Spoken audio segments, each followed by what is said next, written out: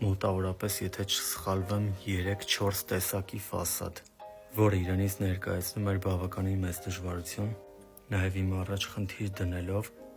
որպեսզի բոլոր տեսակի անցքերը և բոլոր տեսակի պատի խնդիրները քողարկեմ,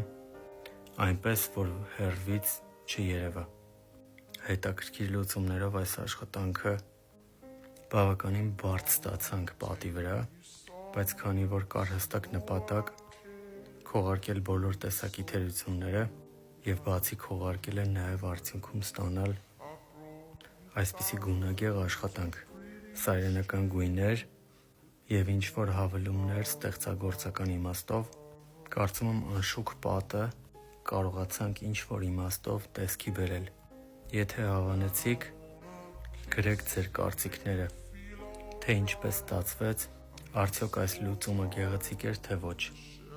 Շնորհակալություն։